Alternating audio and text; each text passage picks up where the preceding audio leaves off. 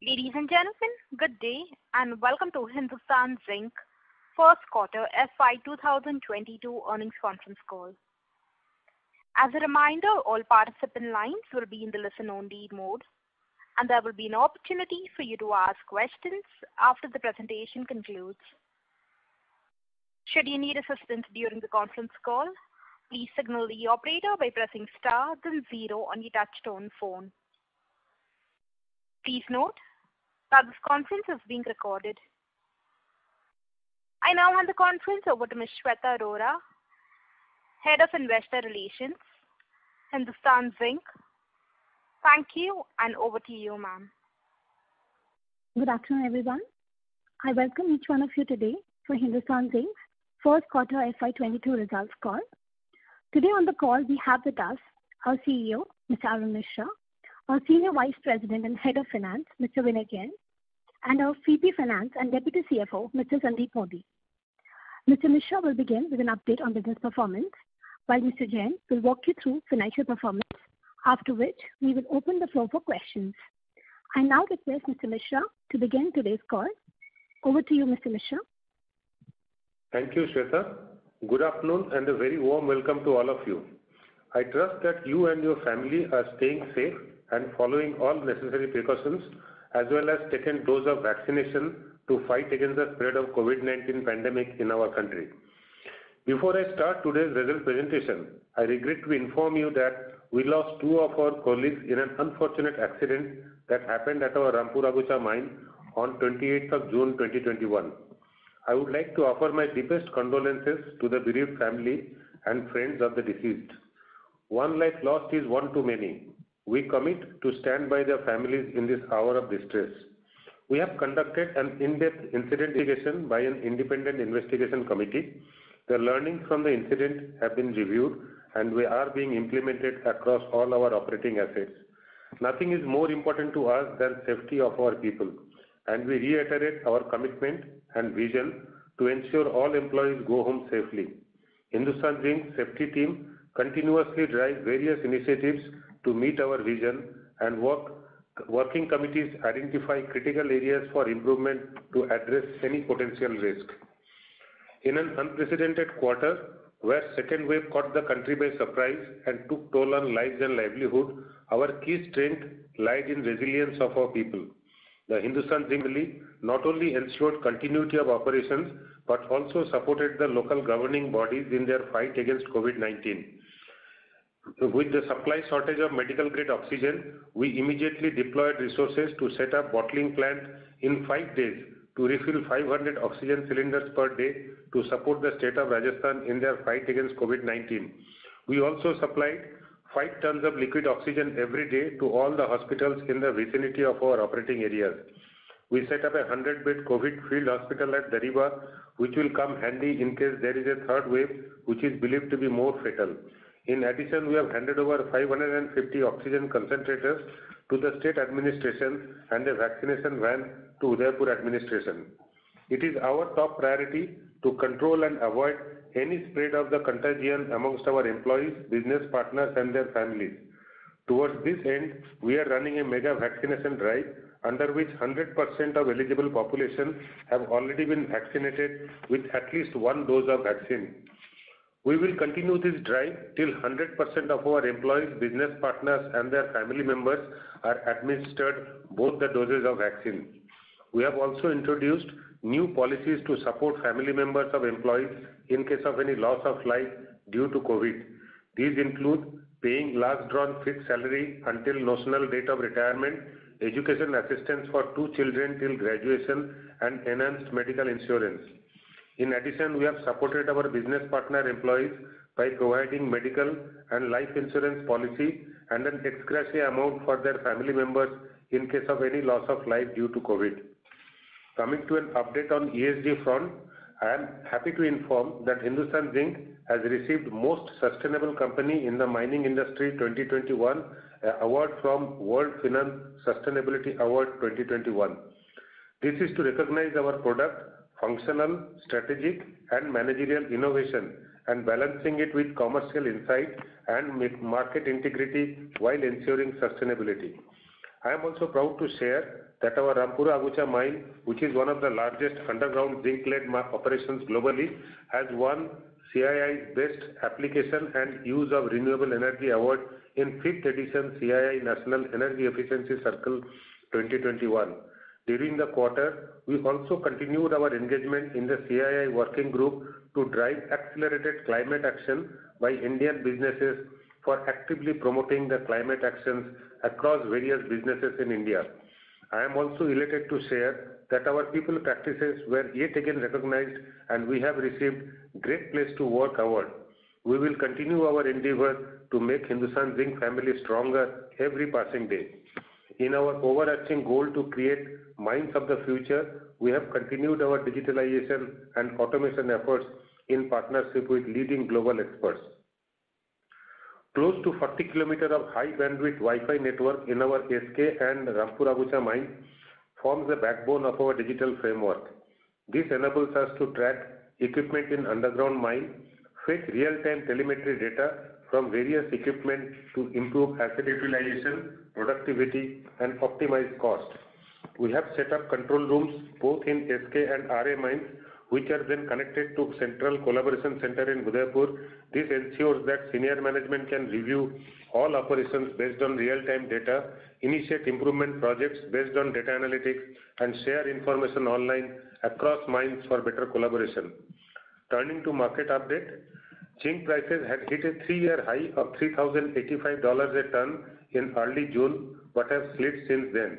The decline in zinc prices is due to growing worries about inflation, a slightly less dovish tone from the US Federal Reserve, strengthening of the dollar, and news that China's State Reserve Bureau will start selling portions of metal including zinc in the coming months. However, zinc prices subsequently recovered some of the lost ground. According to International Lead Zinc Study Group, global demand for refined zinc metal is forecast to rise by 4.3% to 13.78 million tons this year. This is against a 3.9% decline in demand last year. Power shortage in China's southwest province of Yunnan could affect zinc smelting capacities to the tune of 1.2 million tons and result in 20,000 tons of refined zinc production being affected. While mine production in Peru is recovering, controls in Inner Mongolia to cut power consumption could also potentially impact global supply. LME exchange stocks at their current levels are only sufficient to meet 8 days of global demand, which is the lowest level for the current calendar year. Relatively low stocks and robust demand continue to put upward pressure on spot metal premiums globally. On domestic front, Indian economy showed some signs of cooling off in May due to second wave. However, of late, the weakness has already begun to dissipate as the nation exited lockdown. The overall economic effect of the second wave has been softer than the first wave of pandemic last year, and this is clearly visible in demand recovery. Speaking of zinc demand, galvanizing has been a key driving force for construction, infrastructure, and automobiles related demand. Government's focus on infrastructure development will continue to provide necessary impetus to zinc demand locally. Over the medium term, we also expect rising demand from transport and highway sector, which use road crash barriers and galvanized steel bridges. Similar to zinc, lead prices also saw an increase over the quarter and remained at $2,100 level owing to constrained supply. Indian domestic demand took a hit due to second wave and muted demand from auto sector. The current quarter is already showing signs of recovery and demand from replacement auto batteries is expected to rise as distribution networks have opened up. Coming to silver, prices have remained steady and stable globally. Indian demand for silver has been subdued due to the premiums have gone up due to limited global supplies. Overall, our continued foresightedness on market demand recovery scenario, pricing environment, and adaptive approach to selling, that is striking a delicate balance between domestic and international sales, us to trade the path successfully in these uncertain times. Coming to an update on operational performance, during the quarter, mined metal production was up 9% year-on-year to 221,000 tons on account of higher ore production, partly offset by lower overall grade. Sequentially, MIC production was down 23% on account of lower ore production and overall grade. Integrated metal production was at 236,000 tons, up 17% year-on-year, in line with higher mined metal availability. Sequentially, it was down 8% in line with lower ore production due to lack of operator availability in the mines in view of second wave of COVID-19. Integrated zinc production was 188,000 tons, up 20% year-on-year and down 4% sequentially. Integrated lead production was 48,000 tons, up 9% year-on-year and down 21% sequentially. Integrated silver production was 161 tons, up 37% a year ago in line with higher lead production, partly offset by lower grade at SK mine, while it was down 21% sequentially, primarily in line with lower lead production. Coming to an update on our projects, I am happy to share that post-integration last quarter, the shafts at Rampura Agucha mine and SK mine are fully operational. Ventilation and cooling systems or chiller units have been deployed to facilitate the same in a seamless manner. Moreover, increased use of advanced process control in both SK and RD mills for purpose of grinding are used to improve recovery.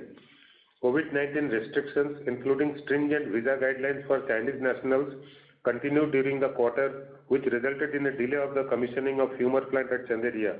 We expect Fumer commissioning to be completed by end of November 2021.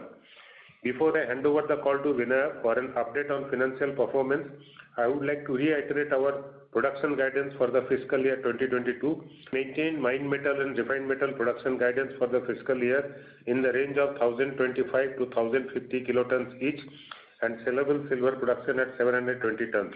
With this, I hand over to Vinaya to update on the financial performances. Thank you, Arun, and good afternoon, everyone. As outlined by Arun, we continue to strengthen the foundation of our operations to deliver on the guided volume growth. Our focus and continued efforts on digitalization and automation will help us enhance our mining output. Internally and through our business partners, we are constantly looking at improving equipment reliability and availability. Our goal is to increase predictability of our operations, thus reducing downtime as well as overall cost. All of this is laying a strong foundation for us to protect margins amid an uncertain environment and deliver on the promised performance for the rest of the year. Going to an update on financial performance for the first quarter of fiscal year 2022. I'm happy to share that we delivered our best ever first quarter revenue, EBITDA and profit after tax. Revenue from operations during the quarter was at INR 6,378, an increase of 64% year on year, led by higher metal and silver volumes as well as higher zinc, lead, LME and silver prices. Zinc sales volume increased 15% year on year and led by 9% year on year, in line with the higher production and robust demand. Sequentially, revenue was down 5% owing to lower zinc, lead and silver volumes, lower metal premium, partly offset by higher zinc and lead LME prices and rupee depreciation. Zinc volume was down 5%, while lead and silver were both down 21%. This was mainly due to lack of operator availability in view of second wave of COVID-19. Zinc LME prices were sequentially up 6%, while lead prices were up 5%. Zinc cost of production before royalty during the quarter was $1,070 per ton, higher by 5% year on year and up 13% sequentially in USD terms. The upward pressure on COP, the cost of production, is primarily stemming from the surge in input commodity prices, the increase in coal and diesel prices, cement prices, as well as higher power costs, was only partly offset by higher sulfuric acid credits. Finally, the fixed costs of the business are allocated based on volumes. We were accordingly impacted by this allocation as compared to previous periods. We fully recognize the headwinds from rising input commodity prices and are doubling our efforts to address them through long-lasting structural cost reductions that will lead us to greater operational efficiencies. EBITDA for the quarter came in at INR 3,558 crores, up 123% year on year and down 8% sequentially. Year on year, EBITDA was up on account of higher zinc and lead LME, an increase in silver prices, higher volumes, as well as higher metal premiums. Sequentially, EBITDA was lower on account of lower volumes and higher costs. Net profit for the quarter was INR 1,983 crores, up 46% year on year and down 20% sequentially.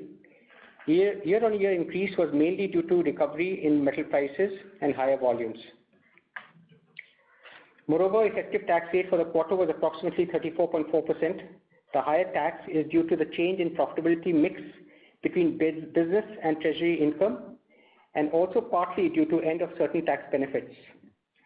Coming to our cost and capex guidance for the fiscal year 2022, we keep both our cost and capex guidance intact. As I mentioned in the previous quarter, that we were anticipating upward pressure on commodity prices. I would like to reiterate that we will continue to closely monitor the situation this quarter and will take all necessary steps to address it. With this, I open the floor for your questions.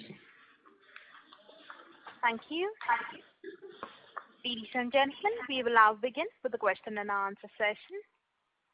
Anyone wishing to ask a question may please press star and 1 on your touchtone telephone. If you wish to remove yourself from the question queue, you may press star and 2. Participants are requested to use handsets while asking a question. Ladies and gentlemen, we will wait for a moment while the question queue assembles. The first question is on the line of Amit Dixit from Edelweiss. Please go ahead. Thanks for taking my question and congratulations for a good set of numbers in a tough quarter. I have 2 questions. The first one is on mined metal production and refined metal. If I look at mined metal and refined metal production, so mined metal is significantly lower than refined metal. So did we have some concentrate with us that we converted to refined metal? If so, how much concentrate is left as of now? That is the first question. Yeah. So sure, you are correct. After a very good Q4 exit, we had mined metal available with us, and we have diluted the stock that we had, roughly about 22,000 tons of mined metal of opening stock that we had could be converted to finished goods.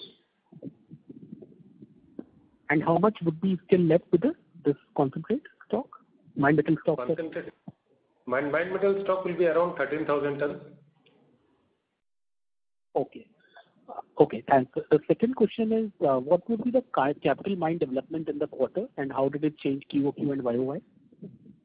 So capital mine development is about 13 kilometers in the quarter, and the same figure Q1 of last year was about 7.6 kilometers. So it is more than YOY 72%, and it is about slightly less than Q4.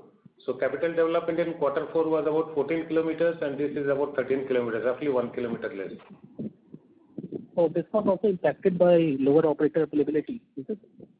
Development was impacted by lower operator availability, but what we did this time was we balanced between deployment of operator and assets between production and development. Hence, in spite of COVID, this time we were aware how to manage, and hence we could achieve 25 kilometers of development, out of which say 13 kilometers would be capital and roughly about 12 kilometers for revenue development, whereas the same number last year after COVID effect was only 16 kilometers. Okay, great. Thanks a lot, sir, and all the best. Thank you. The next question is from the line of Vishal Chandak from DAM Capital. Please go ahead.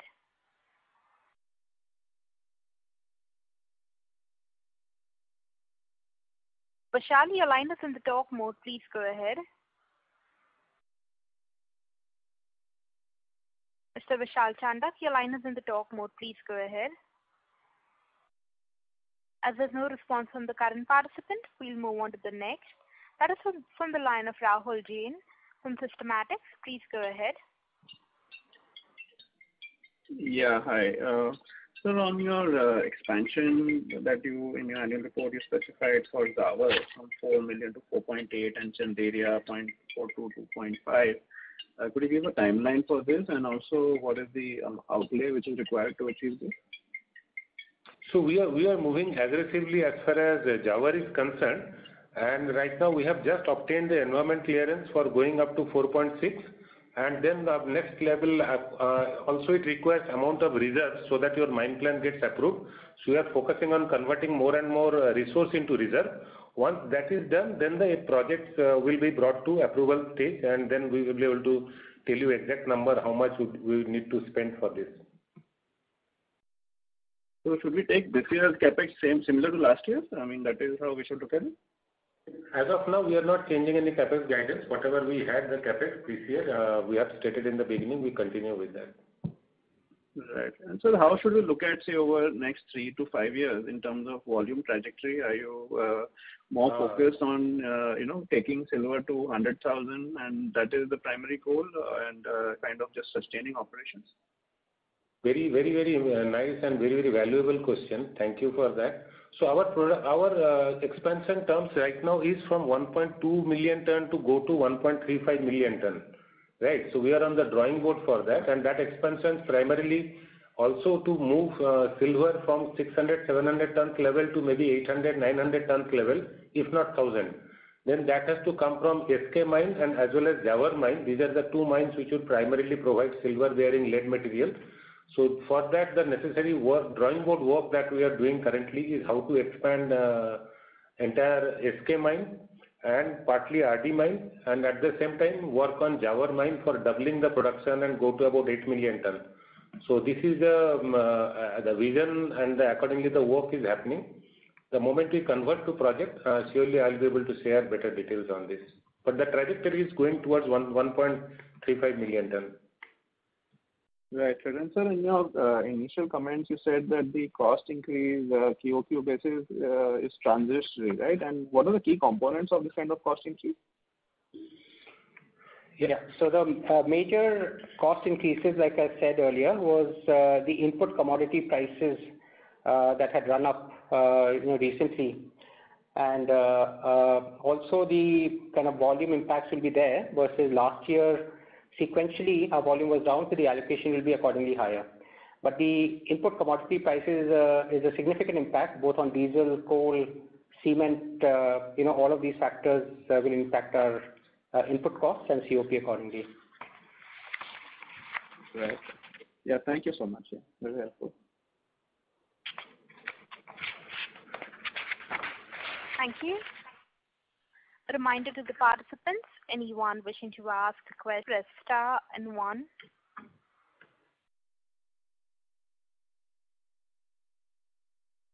The next question is from the line of Vikas Singh from Phillip Capital. Please go ahead. Good afternoon, sir. Good afternoon. Sir, I just want to understand, just now you have said 800 to 900 KT of silver volumes, even with a higher capacity of 1.35 million tons. With Fumer coming in, we should have previously guiding that much in 1.2 only. So had it the problem with the Fumer or the problem with the grades where we are just loading our silver guidance? No, Fumer will add 30 tons of silver, Fumer will add, plus how much of the SK we successfully able to take it up so that SK will give the primarily silver bearing material. That's why I said that with the Fumer and with the further 1.35 expansion, I'm looking at anywhere close to 1,000 tons of silver if we can get. So there's no variation in the previous guidance, right? No. Yeah. Sir, my second question pertains to still we are carrying some debts. I understand that some investment would have been a high-yielding asset. So just wanted to understand by when we can see this debt to paid off, or we would like to continue this debt carry on forward. Because going forward, our yields was supposed to come down on our investment, right?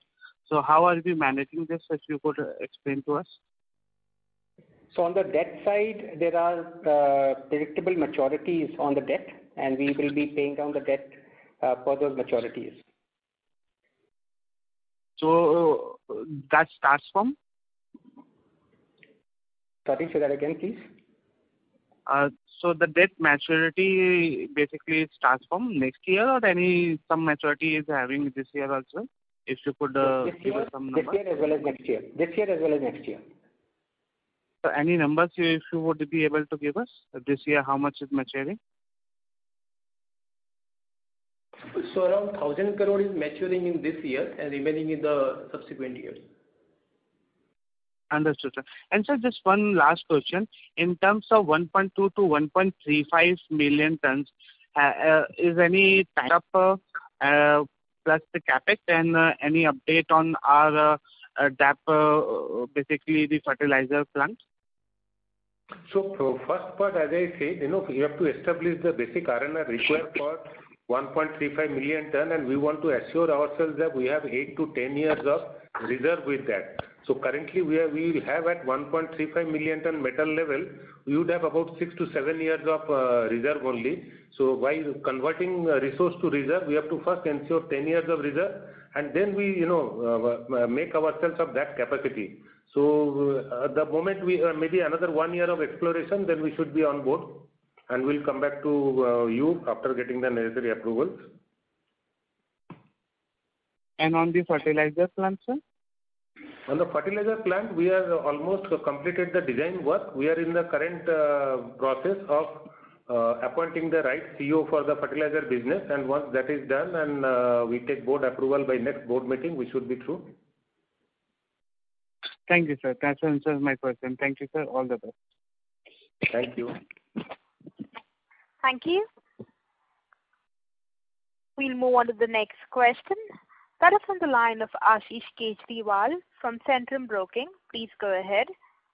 Yeah, hi. Good evening, everyone. Thanks for the opportunity. Good evening. Two bookkeeping questions for me. One is it possible to share coal cost on a per ton basis, what it was in the first quarter versus fourth quarter? Secondly, also if you can possibly, because you said that sulfuric acid credit was higher this quarter, so what was the price for that in this quarter? And thirdly, what the project status of our Gujarat smelter, which we are planning earlier? Thank you. Yeah. So on the average coal cost for the Q1 last year was about 7,100 rupees versus 8,300 this quarter. And on the sulfuric acid, it was about 1,350 rupees last year quarter, Q1, versus 3,100 this quarter. Sir, I was asking about fourth quarter. Is it possible to share both numbers for coal and sulfuric acid? Yes. So for coal, it was 6,700 approximately last quarter in Q4, and about 3,000 rupees on sulfuric acid. Okay. So major is our coal cost increase, which led to higher cost of production, because cement and all, that's very small actually. Yes, and the diesel as well. Diesel was in Q4 was about 65 rupees per litre versus 81 rupees per litre now. So these are the two major factors. Of course, coal impacts us quite significantly. Sure. And sir, what about Gujarat smelter? So Gujarat smelter, we are done the MOU. We are in the process of environment clearance. So once that is done, at the same time we are parallelly working on the design. Once the environment clearance is through, then we'll seek board's approval for taking the project up. Okay. So that means the actual capex is at least 1.5 years away from... 1 year. Roughly a year away. Okay. Fair enough. Thank you, sir. Thank you. The next question is from the line of Vishal Chanda from DAM Capital. Please go ahead. Yeah, thank you for taking my question, sir. Sir, sorry if that is a repetition because I got disconnected in between. With regard to your debt, so if you could just let us know, do you plan to raise further debt given the fact that your capex was never dependent on the debt, but you still went ahead and raised debt in the past? So in this year also, do we plan to raise debt, or we plan to, on a net basis, push it down further?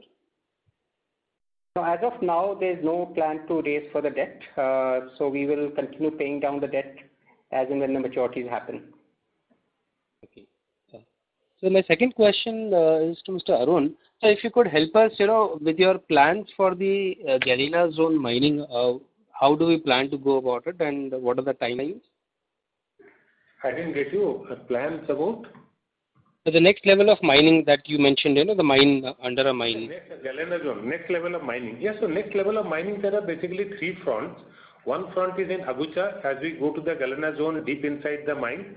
So it will alter the ratio of zinc to lead. So that will be one area of Agucha, and we are continuously investing in development to reach the Galena zone fast. And it will also expected to give more silver out of Agucha mine. Second expansion is the SK RD belt. How do I increase resource reserve base in SK and then further go down into SK mine to open up new blocks. This year itself we are working to open up 2 new blocks in SK mine itself. Third is the doubling the production in Jawar mine, which has got immense potential as far as reserve and resource is concerned, whereas the maximum potential lies in Jawar mine, and Jawar mine has the huge potential for expansion. These are the 3 areas in which we will be working as far as expansion is concerned, and it should give result in, of course, ultimately more silver, more zinc and more lead. Sir, if you could just help us with timelines by when we can expect the incremental output from these mines? See, it will anywhere between, first is the exploration, I said 1 more year of exploration is needed, and as far as projects are concerned, within 3 years' time. Okay. Thank you, sir. Thank you. Thank you. We'll move on to the next question. That is from the line of Amit Dixit from Edelweiss. Please go ahead. Thanks for taking my questions again. I have 2 questions. The first one is on your coal sourcing mix. If you could split the coal sourcing between linkage, e-auction and import in this quarter, and what was it in last quarter? Yeah. Coal linkage. Yeah. So coal linkage, roughly 1/3 linkage coal and 2/3 imported coal. And what was it in last quarter? It was about a quarter. So in the last year quarter, it was about 1/4 linkage and 3/4 was imported. You mean Q4 FY21? Last year, roughly about 25% linkage coal, 75% imported.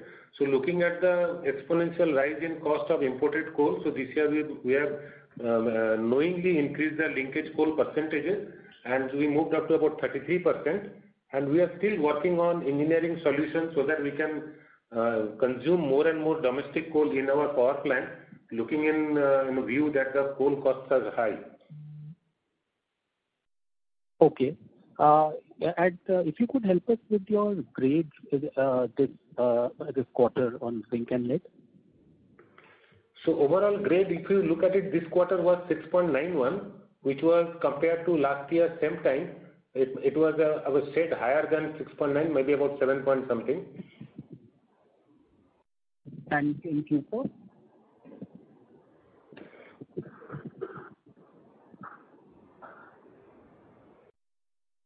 Total was 7.41 was Q4 of FY21. 7.41, okay. 7.41. It was reduced from 7.41 to 6.91. Okay. This is a considerable reduction within a quarter. I mean, what led to that? No, it is a sequencing of the mine. As we are exiting last quarter, the areas that we are mining, and this quarter, the areas we are mining are different, number 1. Number 2 is, because of the COVID effect, many of the high yield, high grade stopes we could not reach because of lack of development. So the mix shifted adversely to low grade stopes, but nothing is lost. Those high grade stopes are getting developed, and in the subsequent quarters they will add to the grade. Wonderful. You also stated about tax rate at 30 to 34% in this quarter because of expiry of certain, incentives. So what is the tax guidance for the year as a whole? It should be around 30%. So this will normalize a bit as the year goes on, and the year tax rate should be around 30%. Okay, wonderful. Thanks a lot, sir, and all the best. Thank you. Thank you. A reminder to the participants, anyone wishing to ask a question, may please press star and 1.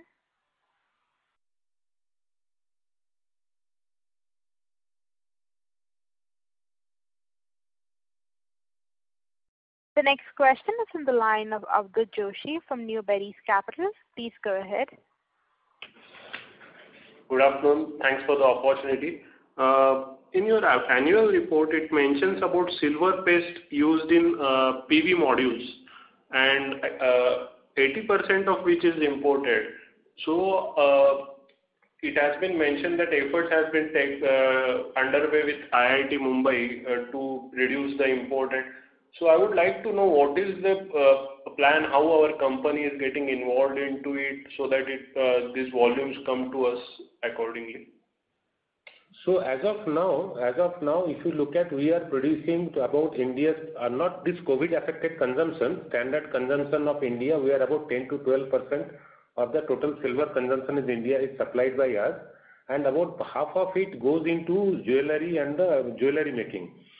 So we are looking at silver paste which goes into PV cells manufacturing is a very refined product. In India, there are manufacturers who are manufacturing it, and mostly they are also importing the silver because it gives them tax advantage when they export the silver paste to the manufacturers who are manufacturing PV cells outside India. So we are looking at how to develop this product from the silver that we have. Number one. Number two, it has to come along with increase of solar cell manufacturing in India, which is likely to happen for various shops that the government of India is giving to promote green and renewable energy. So we are looking at working with IIT and then see what product we can make. This will be part of value-added product that we can manufacture out of silver that we make. Okay. Understood, sir. So this will be value-added products, so margins will be greater in this area. We can consider that? Absolutely. Okay. Second question about the NCDs, what we have raised last year. If I am correct, that we have raised about 3,400 crores of NCDs. I was just like triangulating it with the cash and cash equivalents. So currently we have 17,000 crores of cash. So what was the reason to raise the NCDs when we are having this much of cash with us? So they were temporary cash flow mismatches, and because our investments were long-term, maturities, so there were temporary short-term mismatches, and that was the reason for raising this NCDs at the time. If I read correctly, NCDs are also for, I think, 10 years we have raised, right? And we will be paying it over 3 years period after each 3 year period, right? Yeah, it's for 3 years. So it's getting a repayment 20% in September 21, then 20% in September 22, and balance 60% in September 23. So as Vinay said, timing mismatch, and that time COVID time was there, so we were getting at very attractive rates. So we wanted to keep the liquidity. So that's what we have our stated purpose in the board approval. We raised. Okay, understood, sir. Thank you. Thank you. We'll move on to the next question. That is from the line of Pallav Agarwal from Antique Stock Broking. Please go ahead. Yeah, good evening, sir. So I had a question on how the zinc and lead premiums have moved. So, I think this quarter, it is probably softened a little. So how have they moved compared to 4Q and last year? Could just give us some indication? So if you say from compared to last year, it has moved a lot, primarily, of course, LME and as well as ratio between domestic and exports. Last year, because of COVID, there was hardly any domestic demand, almost more than 50% we had to export. So that has led to now better realizations of premiums this year. But if you look at quarter 4 to this one, again, there is a slight dip there is a slight dip as far as from quarter 4 of last year to this year's first quarter. And so, are you seeing any pickup now? You expect that with activity levels picking up and more? Yeah, correct. As the lockdowns are receding and the economy, of course, India did well this time in COVID 2 was, they did not stop the wheel of economy. Everything was running. People were fighting COVID along with while it is running. So that is showing, more domestic demands also started picking up. And as we speak right now also, we were doing better than what we did in quarter one. Okay, sir. And what about the proportion of value-added products? In FY21, that had reduced. I think we had a target of 25% of revenues coming from value-added products. So so roughly around it should be close to 20% of the product is now currently value-added product, and we are on our way to become 25%. Only the strategy change was, instead of trying to produce all kinds of products, we have fixed our eyes on 2 products, which is the maximum yielding, and we are producing it very, very consistently. Very good feedback from the customer, from the market. Which are these 2 products? These are the one is CGG and another is HZDA3. So these are the the jumbo and all that we used to produce earlier. There is no change in that, but these are the 2 products which require some amount of control over all the impurities. So that is where we are trying to do our best and put CGG and HZDA3 the first. Then we will do HZDA5 to make it 25%, and then also we are looking at zinc powder as a product and seeing how to start producing that. So more and more value-added product in zinc will get added up as the year goes by. Sure, sir. Okay, thank you. Thank you. Before we take the next question, we would like to remind participants that you may press star and 1 to ask a question.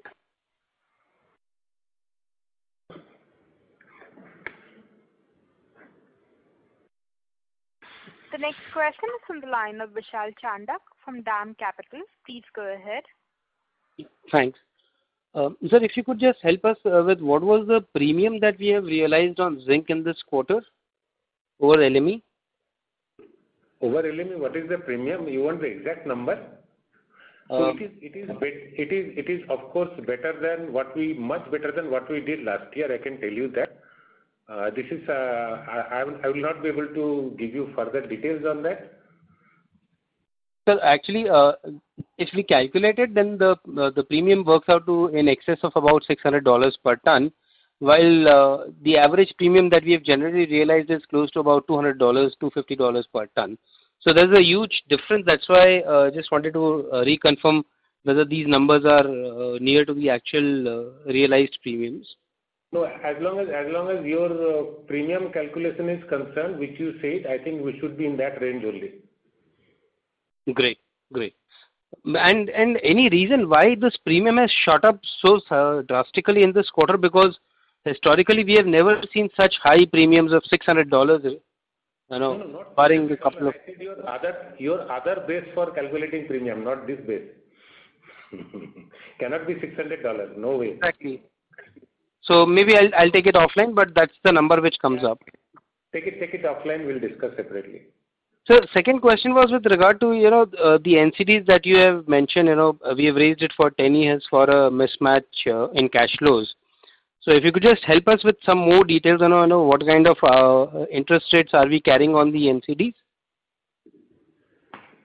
So these are below the interest income that we are able to earn. So there's definitely a positive carry on these NCDs. So sub 5%, around 5%. Okay, so this would be through the life of the NCD. These would be like carry. There would be a plus carry on these. That's right. Great. Thank you so much. As of now, we are seeing that. So that's the expectation. Yes. Sure. Yeah. Thank you, sir. Thank you. The next question is on the line of Abhishek Modi from Emkay Global. Please go ahead. Yeah, thanks for taking my question. My question pertains to the cost of production ex royalty. Previous quarter you were guided to be below 1,000 per ton for the full year. Now it is 1,070. So do you expect the next 2 quarters to be lower? Yeah. So first quarter was always expected to be higher than $1,000 because this is a year average and not a quarterly number that we provided. So first quarter was always expected to be a bit higher. But yes, we expect the cost to come down, and that's what we are shooting for, both driven by volumes and the other measure that we mentioned on the efficiencies.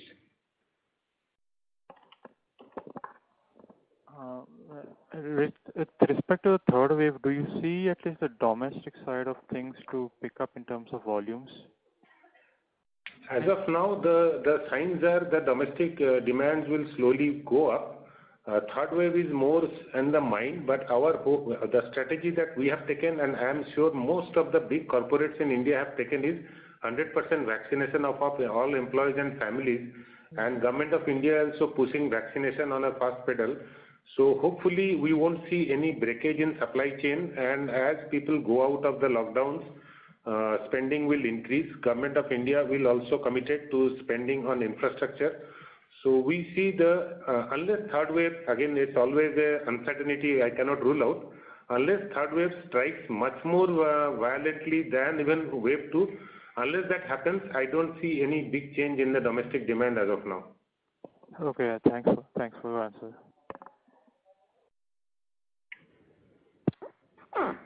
Thank you. Ladies and gentlemen, that is the last question. I now hand the conference over to Ms. Shweta Arora for her closing comments. Thank you. Before we close today's call, I'm happy to share that we have continued our journey of comprehensive and holistic disclosure, and our second integrated annual report for the fiscal year 2021 is now available on our website. We look forward to your valuable feedback on the same. With this, I close today's call. For any follow-up questions or clarification, please feel free to reach out to Investor Relations team. Thank you. Thank you. Thank you. Ladies and gentlemen, on behalf of Hindustan Zinc, that concludes this conference call. Thank you for joining us, and you may now disconnect your lines. Thank you.